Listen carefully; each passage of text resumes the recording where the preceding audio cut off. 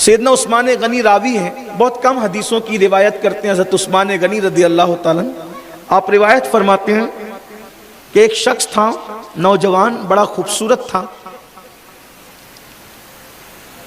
ایک لڑکی کا اس پر دل آ گیا اور اس لڑکی نے چاہا کہ اس نوجوان کو وہ بدی کی دعوت دے، یعنی برائی کی دعوت دے، زنا کی دعوت دے۔ کبھی کبھی حسن بھی بڑی مصیبت بن جاتا ہے، خوبصورتی بھی، بلکہ کبھی کبھی نعمتیں ہی پیروں کی زنجیر بنتی۔ اللہ نعمتیں دے تو استقامت بھی دے، نعمتیں دے تو اس کو سنبھالنے کا شعور بھی عطا فرمائے۔ خوبصورت تھا، لڑکی کی نظر پڑی، اس کے دل میں بدی آ گئی، برائی آ گئی۔ وہ بہت کوشش کرتی رہی کہ کسی طرح اس کو بدی میں گرفتار کروں۔ اور ایک بات آپ سے پھر کے کہی جاتی ہے، یہ بدی جس کو زنا کہتے ہیں، اللہ سے دعا کرو اللہ ہماری نسلوں کو بھی اس سے بچائے۔ اس لیے سیدنا عثمان غنی فرماتے نوجوان خوبصورت تھا، لڑکی کے دل میں پاپ پیدا ہوا، اس نے اس کو بدی کی دعوت دینی چاہی، اور اس کے بعد کہا جب وہ نہیں آیا تو بہانے سے بلایا کہ ایک گواہی دینی ہے۔ وہ نوجوان اندر آیا، اندر سے اندر تالے پر تالے ڈال کر کے اس کو اتنا اندر بلا لیا کہ وہ جا نہیں سکتا تھا۔ نوجوان سے کہا میرے ساتھ بدی کرو، زنا کرو۔ اس نے کہا استغفر اللہ، زنا تو بہت بڑا گناہ ہے، لعنت کی اللہ نے زنا کرنے والوں کو۔ زنا کرنے والا اگر 7 سمندر کے پانی سے بھی نہا لے تو اس کا دل پاک نہیں ہو سکتا، کبھی اس کے دل کو طہارت نصیب نہیں، 7 سمندر کا پانی بھی اس کا دل پاک نہیں کر سکتا۔ زنا کرنے والے کو پاک اگر کوئی چیز کر سکتی ہے تو وہ اس کی سچی توبہ ہے بس، ورنہ نسلیں بھگتتے رہے گی، میں یہ کام نہیں کر سکتا۔ اس نے کہا ٹھیک ہے اگر زنا نہیں کرتے تو یہ بچے کو قتل کرو پھر۔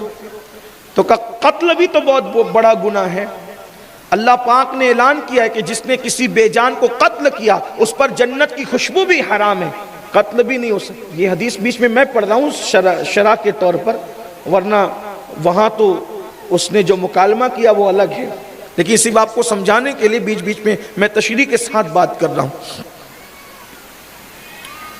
کہ زنا نہیں کرتے، نہیں کریں گے، قتل نہیں کرتے، کہ نہیں کریں گے، کہ پھر کہا اچھا ٹھیک ہے جب قتل بھی نہیں کرتے، زنا بھی نہیں کرتے، یہ شراب کا پیالہ پڑا ہے شراب پی لو۔ اس کو ایسا لگا یہ آسان ہے، ایک کٹورا شراب ہی تو پینی ہے، اور اس نے پی لیا۔ ایک کٹورا کیا پیا، پھر دوسرا کٹورا، پھر تیسرا کٹورا، پیتا ہی گیا، اور نشے میں بدمست ہوا تو عقل ختم ہو گئی۔ جب نشہ چڑھا تو پھر بچے کو قتل بھی کیا اور زنا بھی کیا، یعنی جس سے بچنا چاہ رہا تھا، جس سے بچنے کے لیے نشے کی طرف گیا تھا، وہ سارے جرائم اس نے کر ڈالے۔ تو یہ الخبائث ہے نشہ، اس لیے اس پہ کنٹرول کرنا ذمہ داری اپنی ہے۔ سماج کے بااثر لوگوں سے کہتا ہوں کہ محلے کے اندر کچھ لوگ اپنا بڑا پن نبھائیں، کچھ نوجوان اٹھیں۔ یہ جو ادارے اور کلبے بناتے ہو نا، یہ سیریل دیکھنے کے لیے نہیں ہے، کلب بنا کر کلبوں کے اندر کیرم کھیلنے کے لیے نہیں ہے، پڈاری گیری کرنے کے لیے، پٹیل گیری کرنے کے لیے نہیں ہے یہ ادارے کلبے۔ یہ ادارے کلبے اس لیے ہیں تاکہ سماج میں اگر برائی پھیل رہی ہو تو نوجوان اٹھ کر کھڑے ہوں اس کے خلاف، اسٹینڈ لیں کہ نہیں ہونے دیں گے برائی۔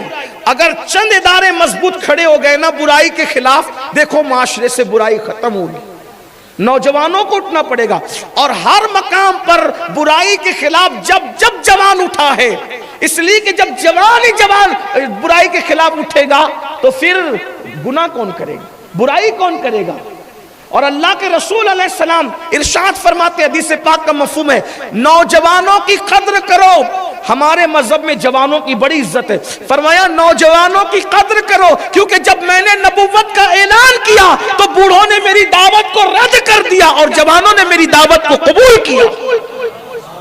پہلی دعوت رسول اللہ کی قبول کرنے والے جوان تھے، مولا علی جوانی کی طرف جا رہے تھے، صدیق اکبر جوان تھے، فاروق اعظم جوان تھے، عثمان غنی جوان تھے، بلال حبشی جوان تھے، طلحہ جوان تھے، زبیر جوان تھے، یہ سب جوان تھے۔ تبھی تو حضور کے پردہ فرمانے کے بعد نصف صدی تک کی امت کی رہنمائی کرتے رہے۔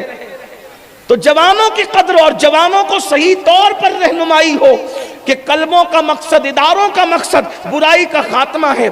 یہ نوجوان اگر سن رہے اداروں کے تو میری گزارش ان سے ہے، اپنے مقصد ہے بہت بڑا، تو گناہ کبیرہ کا میں نے 3-4 گناہوں کا ذکر کر دیا، اس میں سے اب اینڈ پر 2 گناہ کا ذکر اور کر کے بات پوری کر لوں۔